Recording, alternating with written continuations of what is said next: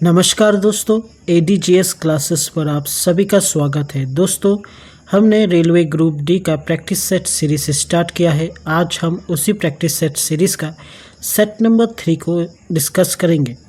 इससे पहले हमने ऑलरेडी सेट नंबर 1 और 2 को डिस्कस कर चुके हैं। अगर आपने उस दोनों वीडियो को नहीं देखा है तो चैनल के प्लेलिस्ट सेक्शन पर जाकर आप देख सकते हैं। तो चलिए दोस्तों, वीडियो को स्टार्ट करते हैं। उससे पहले अगर आप चैनल पर नए हैं तो चैनल को लाइक, शेयर और सब्सक्राइब ज़रूर कीजिए। पहला क्वेश्चन है, which device is use to measure the atmospheric pressure? वायुमंडलीय दबाव मापने के लिए कौन सा यंत्र का प्रयोग किया जाता है? तो इसका सही जवाब होगा ऑप्शन बी, बैरोमीटर द्वारा। बैरोमीटर द्वारा जो एटमॉस्फेरिक प्रेशर है उसे मापा जाता है। इसे इन्वेंट किया गया था इवेंजेलिस्टा टोरिसेल्ली द्वारा। 1643 में इसे इन्वेंट किया गया था। एटमॉस्फेरिक प्रेशर को बैरोमीटर मिलीबार्स में मापता है या फिर मिलीमीटर ऑफ मर्करी में मापता है। इसे यूज़ किया जाता है वेदर फोरकास्टिंग के लिए, जैसे कि रेन, स्टॉर्म्स, विंड, इन सब के अनुमान प्रेडिक्ट के लिए बैरोमीटर का हेल्प लिया जाता है। क्वेश्चन नंबर 2 में चलते हैं। Who was the founder of Maurya empire? Maurya साम्राज्य के संस्थापक कौन थे? तो इसका सही जवाब हो जाएगा ऑप्शन बी, चंद्रगुप्त मौर्य। चंद्रगुप्त मौर्य चाणक्य के गाइडेंस में 321 BCE में अपने साम्राज्य का स्थापना किया था। जो कैपिटल था मौर्य साम्राज्य का वो था पाटलिपुत्र। इसे हम मॉडर्न डे में पटना के नाम से जानते हैं। चंद्रगुप्त मौर्य पहले वो शासक थे जिन्होंने इंडियन सब कॉन्टिनेंट को पहली बार पॉलिटिकली यूनिफाइड किया था। Next question, the process of converting water into vapour is called. जल को बाष्प में बदलने की जो प्रक्रिया है उसे क्या कहते हैं? तो इसका सही जवाब हो जाएगा ऑप्शन बी, एवापोरेशन यानी बाष्पीकरण। वाटर हीट को एब्जॉर्ब करता है और परिवर्तित हो जाता है वेपर में, बाष्प में। ये वाटर साइकिल का एक बहुत ही इम्पॉर्टेंट स्टेप्स है। एग्जाम्पल के तौर पर देखें तो जो हम कपड़े धूप में गीले कपड़े जो सूखने देते हैं वो सूख जाना।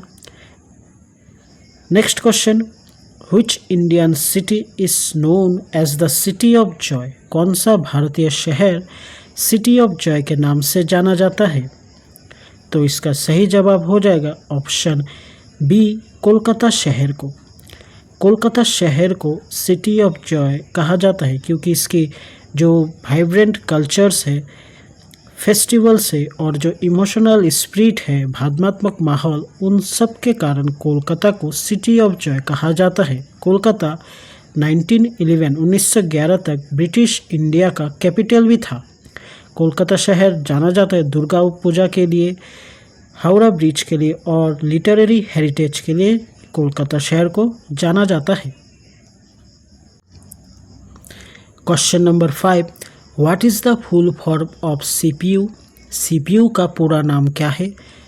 तो इसका आंसर हो जाएगा option B, central processing unit. CPU यानी सेंट्रल प्रोसेसिंग यूनिट कंप्यूटर का ब्रेन माना जाता है क्योंकि जितने भी इम्पोर्टेंट फंक्शंस है, जैसे कि अरिथमेटिक हो गया, लॉजिकल फंक्शंस, कंट्रोल ऑपरेशंस जैसे फंक्शंस, वो सब CPU ही करता है। इनका जो मेन पार्ट्स है वो है ALU arithmetic logic unit, CU control units और रजिस्टर्स जिसमें कि डेटा स्टोर किया जाता है। Question number 6, which is the largest desert in the world? विश्व का सबसे बड़ा मरुस्थल कौन सा है? तो इसका सही जवाब हो जाएगा ऑप्शन डी, अंटार्कटिक डेजर्ट।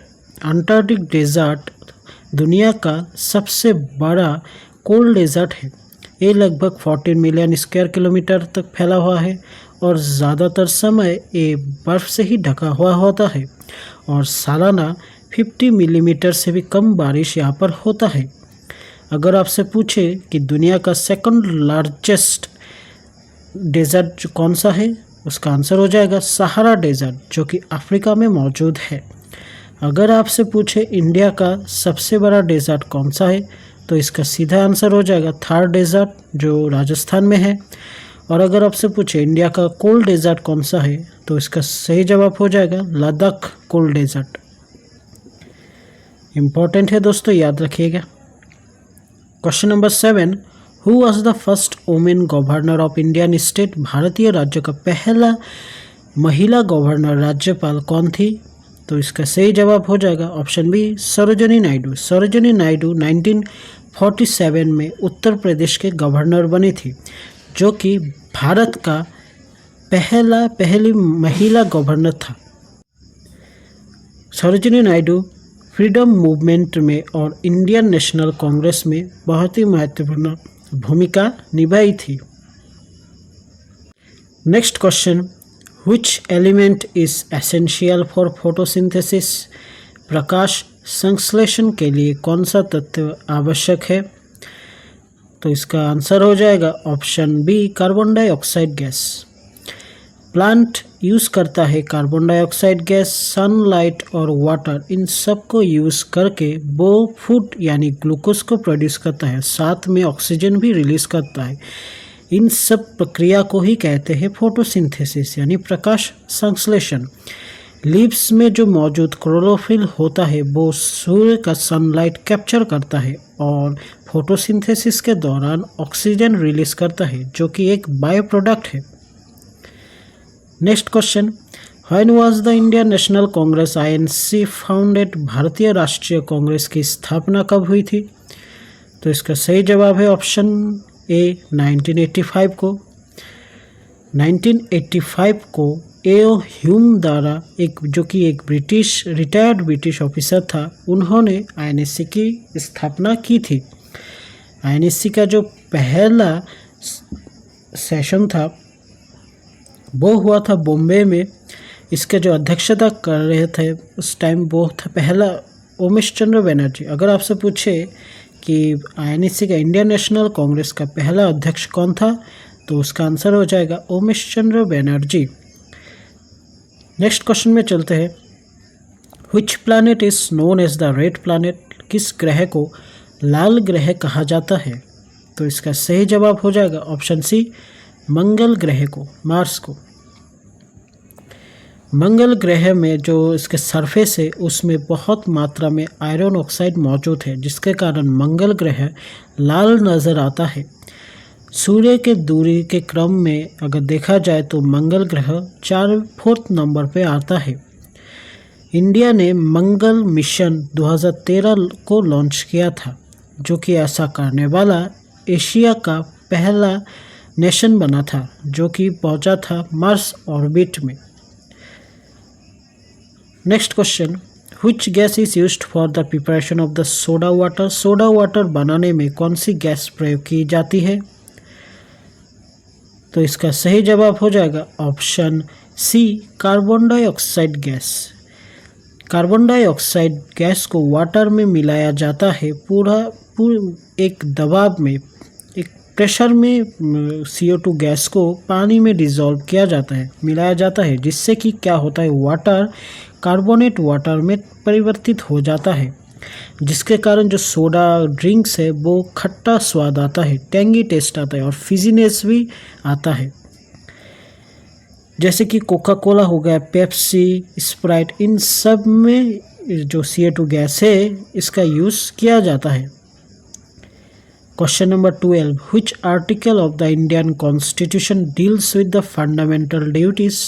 भारतीय संविधान का कौन सा अनुच्छेद मौलिक कर्तव्य से संबंधित है?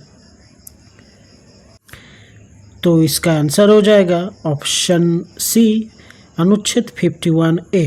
अनुच्छेद 51A को 1976 में 42nd कॉन्स्टिट्यूशनल अमेंडमेंट एक्ट द्वारा इसे ऐड किया गया था। ये इंस्पायर्ड था USSR यानी रशियन कॉन्स्टिट्यूशन से इसे इंस्पायर होकर इसे लाया गया था।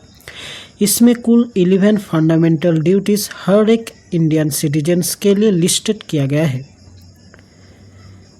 Next, what is the chemical name of the common salt? साधारण नमक का रासायनिक नाम क्या है? तो इसका सही जवाब हो जाएगा option B sodium chloride. Sodium chloride जो फार्मूला है NaCl, इसे यूज़ किया जाता है कुकिंग के लिए और फूड प्रिजर्वेशंस के लिए भी यूज़ किया जाता है। इसे पाया जाता है सी वाटर और रॉक सॉल्ट से। हमारे बॉडी में जो इलेक्ट्रोलाइट बैलेंस है, इसको मेंटेन करने के लिए सोडियम यानी कि सोडियम क्लोराइड साधारण नमक एक बहुत ही आवश्यक है। Next question, what is the SI unit of force? बल की SI इकाई क्या है? तो इसका सही जवाब हो जाएगा ऑप्शन सी न्यूटन।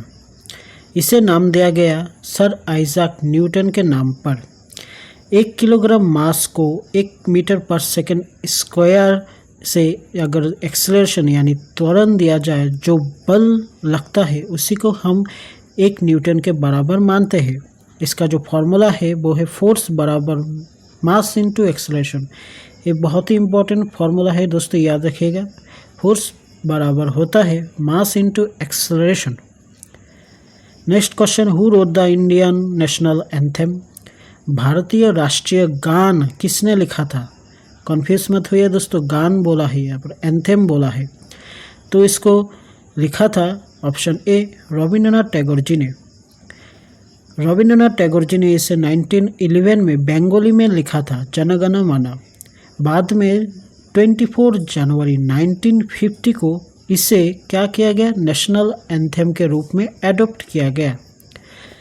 बांग्लादेश का जो नेशनल सॉन्ग है आमार सोनार बांग्ला, इसको भी रविंद्रनाथ टैगोर जी ने ही लिखा था। और अगर आपसे पूछे इंडिया का नेशनल सॉन्ग कौन सा है, तो वो हो जाएगा वंदे मातरम। वंदे मातरम। और इसे किसने लिखा था? हम कहेंगे बंकिम चंद्र चट्टोपाध्याय जी ने लिखा था। Next question, which device is used to measure the blood pressure? रक्तचाप मापने के लिए किस यंत्र का उपयोग किया जाता है? तो इसका सही जवाब हो जाएगा ऑप्शन सी स्फिग्मोमैनोमीटर। स्फिग्मोमैनोमीटर द्वारा ब्लड प्रेशर मापा जाता है, जो डॉक्टर लोग यूज़ करता है। मेजर करता है सिस्टोलिक और डायलिस्टिक प्रेशर, जो कि मापता है मिलीमीटर्स ऑफ मरकरी में मापता है। अगर आपसे पूछे नॉर्मल ब्लड प्रेशर कितना होना चाहिए, तो होगा 120/80 millimetre of mercury. Next question में चलते हैं। Who was the first Indian to go into space? अंतरिक्ष में जाने वाले पहले भारतीय कौन थे? तो इसका आंसर हो जाएगा ऑप्शन बी राकेश शर्मा। राकेश शर्मा 1984 में सोवियत यूनियन के मदद से जो सोवियत स्पेसक्राफ्ट था सोयूज T1, इसके मदद से स्पेस में गए थे। ये एक जॉइंटली मिशन था जिसको ऑर्गेनाइज किया गया था इसरो और सोवियत इंटरकॉस्मोस द्वारा। अंतरिक्ष में जाकर जब तब के प्रधानमंत्री इंदिरा गांधी ने पूछा था कि आपको ऊपर से भारत कैसा लगता है, तो राकेश शर्मा जी का फेमस जो डायलॉग था वो था, सारे जहां से अच्छा। Next question, which vitamins helps in blood clotting? रक्त के थक्के बनने में कौन सा विटामिन सहायक होता है?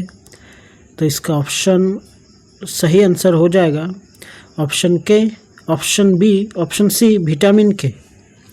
माफ कीजिएगा दोस्तों।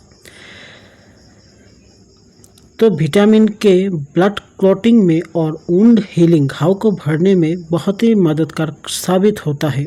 ये जो लीवर में एक पदार्थ पाया जाता है प्रोथ्रोम्बिन, इसे बनाने में विटामिन के हेल्प करता है। विटामिन पाया जाता है हरी सब्जियों, पत्ता गोभी, पालक आदि में विटामिन के पाया जाता है। Next question, in which year did the Jallianwala massacre occur? Jallianwala हत्याकांड किस वर्ष हुआ था? तो इसका सही जवाब है ऑप्शन बी 1919 को। 13 अप्रैल 1919 को पंजाब के अमृतसर में जालियानवाला हत्याकांड यानी मैसेकर हुआ था। उस दिन था, बैसाखी का दिन था। उस दिन जो रौलट एक्ट है उसके विरोध में यहाँ पर हर कोई जमा हुआ था और इसको देखते हुए जनरल डायर ने उन सब पर सीधा गोली चला दिया, जिसके कारण 1000 से भी ऊपर इंसान मरे और उससे भी ज़्यादा लोग घायल हुए थे। इस घटना ने पूरे देश को झंझोर कर रख दिया था और इसके बाद जो फ्रीडम स्ट्रगल था उसमें तेज़ी दिखाया गया था। Next question, which planet is closest to the sun? सूर्य के सबसे निकट कौन सा ग्रह है? तो इसका सही जवाब हो जाएगा ऑप्शन ए मरकरी, बुध ग्रह। बुध ग्रह जो है वो सौरमंडल का सबसे छोटा ग्रह है और साथ में ये सूर्य के सबसे करीब ग्रह भी है। सूर्य को एक जो परिक्रमा करने में जो बुध ग्रह है वो लगाता है 88 डेज। इसमें ना ही एटमॉस्फेयर है और इसका जो टेम्परेचर है वो ड्रास्टिकली चेंज होता रहता है। नेक्स्ट क्वेश्चन नंबर 21, द राष्ट्रीय कृषि विकास योजना was launched during which 5-year plan? राष्ट्रीय कृषि विकास योजना किस पंचवर्षीय योजना के दौरान शुरू की गई थी? तो इसका सही जवाब हो जाएगा ऑप्शन सी 11th प्लान, 11 5-year प्लान द्वारा इसे लॉन्च किया गया था। 2007 में इसे लॉन्च किया गया था। एग्रीकल्चरल ग्रोथ और फार्मर्स इनकम को बूस्ट करने के लिए इसका जो मेन लक्ष्य था वो था एग्रीकल्चरल सेक्टर में 4% का एनुअल ग्रोथ दिखाना। मेन फोकस था इरिगेशन, सीड्स, मैकेनाइजेशन और सॉइल हेल्थ की उर्वरता बनाए रखना, इसका मेन फोकस था। Next question, which Indian missile is known as fire and forget? कौन सी भारतीय मिसाइल को फायर एंड फॉरगेट कहा जाता है? तो इसका सही जवाब हो जाएगा ऑप्शन सी नाग मिसाइल को। नाग मिसाइल एक एंटी टैंक गाइडेड मिसाइल है जिसे डेवलप किया गया था DRDO द्वारा। इसका नाम फायर एंड फॉरगेट रखा गया क्योंकि इसको समझाया जाता है फायर एंड फॉरगेट द्वारा, क्योंकि एक बार फायर करने पर ये ऑटोमेटिकली अपने टारगेट को ढूंढ लेता है और हिट कर देता है। इसको दिन और रात दोनों से ही चलाया जा सकता है। Which Mughal ruler transferred his capital from Agra to Delhi? Shahjahanabad. किस मुगल शासक ने अपनी राजधानी आगरा से दिल्ली शाहजहानाबाद स्थानांतरित किया गया था? तो इसका आंसर हो जाएगा ऑप्शन सी शाहजहां द्वारा। शाहजहां ने 1638 को अपना जो कैपिटल था वो आगरा से दिल्ली शिफ्ट किया गया था, तब का नाम था शाहजहानाबाद। तब वहाँ पर रेड फोर्ट, जामा मस्जिद, बहुत सारे बिल्डिंग्स बनाए थे लेकिन आगरा जो था वो अब तब भी एडमिनिस्ट्रेटिव सेंटर बना हुआ था। Which Indian state has the highest literacy rate as per the census 2011? भारत में जनगणना 2011 के अनुसार साक्षरता दर सबसे अधिक किस राज्य में है? तो इसका सही जवाब हो जाएगा ऑप्शन ए केरला में। केरला में लिटरेसी रेट है 94%, जो कि इंडिया का सबसे हाईएस्ट स्टेट है। इसे अचीव करने के लिए वहाँ में फोकस किया गया एजुकेशन और सोशल रिफॉर्म्स पर। यहाँ इंडिया का सबसे हाईएस्ट फीमेल लिटरेसी स्टेट्स भी कौन है? केरला है, याद रखिएगा दोस्तों। और केरला हाल ही में इंडिया का पहला डिजिटली लिटरेसी स्टेट्स भी बनना है। Next question, operation flood was related to which sector? तो इसका सही जवाब हो जाएगा ऑप्शन बी डेयरी, दूध उत्पादन सेक्टर से जुड़ा हुआ है ऑपरेशन फ्लड। ऑपरेशन फ्लड को 1970 में नेशनल डेयरी डेवलपमेंट बोर्ड द्वारा लॉन्च किया गया था। इसके नेतृत्व कर रहे थे डॉक्टर वर्गीस कुरियन, जिसे व्हाइट रेवोल्यूशन का जनक भी कहा जाता है। इसका जो प्रधान लक्ष्य था वो था इंडिया को self sufficient banana milk production में। तो दोस्तों, अगर आपने अंत तक वीडियो को देखा है तो उसके लिए धन्यवाद। इसका PDF आपको ADGS क्लासेस नाम का टेलीग्राम चैनल पर मिल जाएगा, जिसका लिंक डिस्क्रिप्शन बॉक्स पे दिया गया है चैनल के। तो दोस्तों, अगले क्लास में फिर से मिलते हैं एक और नए वीडियो के साथ, प्रैक्टिस सेट के साथ। तब तक के लिए धन्यवाद।